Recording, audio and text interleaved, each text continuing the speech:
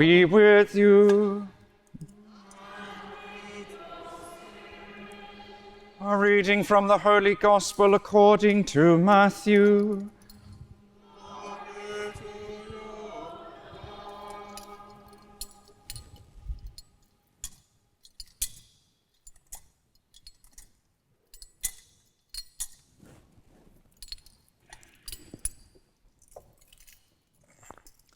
Jesus instructed the 12 as follows: "The disciple is not superior to his teacher, nor the slave to his master.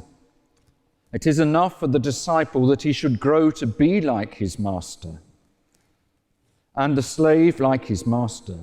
If they have called the master of the house Beelzebul, what will they not say of his household?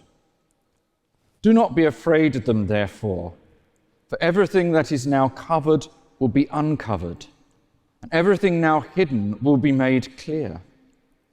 What I say to you in the dark, tell in the daylight. What you hear in whispers, proclaim from the housetops. Do not be afraid of those who kill the body, but cannot kill the soul. Fear him rather who can destroy both body and soul in hell. Can you not buy 2 sparrows for a penny? And yet not one falls on the ground without your Father knowing. Why, every hair on your head has been counted. So there is no need to be afraid. You are worth more than hundreds of sparrows.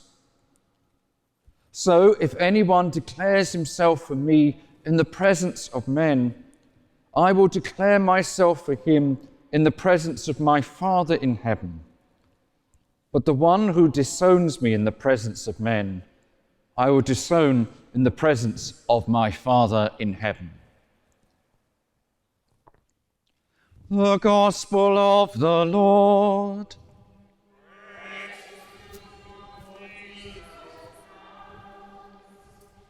Today's scriptures are those of this particular Saturday. And so they are, in effect, a continuation of a story. If you've been at Mass all this week, you will see the story building up of Joseph and his brothers, the sons of Jacob. And we will recognize the story about how the brothers were jealous of Joseph. He appears to have been a favorite of his father, and so they plan and plot to do away with him. Initially, they think to kill him, and then they have him sold into slavery. And as is well known, he finds himself in Egypt, and he ends up being almost second in authority to Pharaoh. And then the family come back together after their own land suffers famine. And so Joseph is reunited with his brothers, and most particularly with his father Jacob. And in today's extract, we see Jacob coming to the end of his life. And he's very clear about the instructions that must happen on his death. He is clear that he must be buried with his own family in a field and cave that had been brought many years before. And there he was buried with Abraham, with Isaac, and with their families. They were buried in a sacred place, a place put as one side, a place where there was a sense of holiness, a sense of looking forward for the people there. They are a memory, but they are as such great memory that carries down to the millennia, to the present day, with these great patriarchs, Abraham, Isaac, and Jacob, and ultimately Joseph as well. What it meant for the family of Jacob, and they had their worries about how Joseph was going to treat them, but what it actually meant in their faith was a recommitment of themselves, Joseph and his brothers, to the work of God. So in death of Jacob, there's a sense of gaining a greater sense of life in God. In today's gospel, we have that sense of following the Master, following Jesus, being a true disciple. being someone who is a follower, a true follower of what leads us to the graces of heaven. And I want to focus today on one particular person. Quite a number of you may have heard of him. He has just been made venerable by Pope Francis, and he is the Venerable Carlo Acutis. If you look around the church, there are displays on this side and a bit about his life on the other side as well. Carlo was a young lad who died at the age of 15 of leukemia. He was born in 1991 and he died in 2006. So for the majority of us, well within living memory. He was born in London, although his parents were Italian, and after his baptism in London, he then went back and the family settled first of all in Milan. But he was someone whose life changed dramatically. Changed because of his first Holy Communion. It acted as a great motivation. And it acted not just for Carlo, but it changed his parents as well. His mother happily remembered that before Carlo came along, she, although technically as a Catholic, she didn't attend Mass. She claimed that the only time she attended Mass was for her first communion, her confirmation, and then her marriage.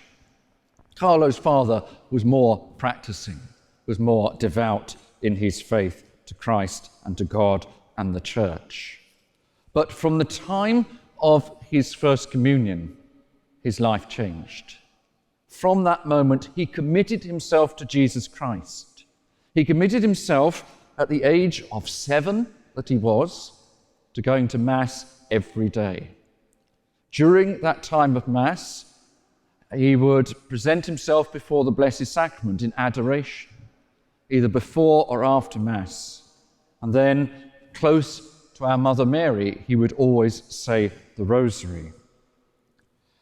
It is a great boon to us to have someone who's on the road to priesthood, to sainthood, who, in effect, is such a tremendous witness, not just to us, but to our young people of the world. He was a regular one at confession, weekly confession. He said this was how he got closer to God. He had some wonderful sayings which are with us to this day and are part of his cause now towards his beatification. He said the whole motive of his life was to be always close to Jesus. That's my life's plan. And in so many ways, that is our life plan as well. We can learn from him. We too, like Mary, must be always close to Jesus. That is our life plan. But in that devotion to the Eucharist, we have something extremely special. Because he saw in the Eucharist the possibility and the fastest and most secure way of reaching heaven. He talked about that every time he received communion, he got closer and closer to Jesus. That's what he was saying as a 7 and 8-year-old. And in that closeness, he did something which is now being held on in his memory in the life of the church. He became a catechist a few years after his first communion. So he taught other children. And he began to explore with the use of the internet. He was a tremendous person of the internet, and that's why he appeals to young people of this day. But he began to explore Eucharistic miracles. He was astounded that there is no way that these Eucharistic miracles have been collected together and so being made available for people to understand, to be drawn closer to Christ in the Eucharist. And so he put together a website and completed that only a short time before his own death, as I said, of leukemia at the age of 15. But we also remember as well his devotion to Our Lady.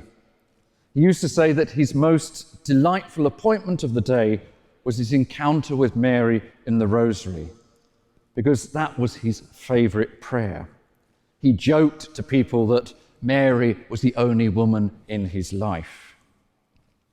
And one of the great things he did with his parents in building up his knowledge of Eucharistic miracles, and then later he carried on doing a database of the apparitions of Our Lady as well, which was only completed by his mother and others after his death, that his parents took him to the great places of Mary's apparitions and these great places of miracles. And most particular, we know that he had a very strong connection with Fatima. And that continued after his death, because the relics of his life and his faith are preserved there in the museum at Fatima, his rosary and his rucksack. And when diagnosed with leukemia, he died within a week. He entrusted himself totally to the will of God, just as Mary did, just as the patriarchs did in the Old Testament. He offered his great suffering to God for the intentions of the Holy Father, at that point Pope Benedict, and for the Church. One of his sayings reflected perhaps our human frailty. And in a very modern way, he said, "We are all born originals, but so many die as photocopies." What he meant by that was that each of us is made in the image and likeness of God. Each of us is unique in God's eyes. Each of us is drawn to God's kingdom, and yet so many times, so many people, us to a certain degree included, try to replicate what other people have got, what other people are, rather than allowing the fruits of God's grace to dwell in us, to build up in us. We look to others rather than look to ourselves and how God has made us. So that's our challenge.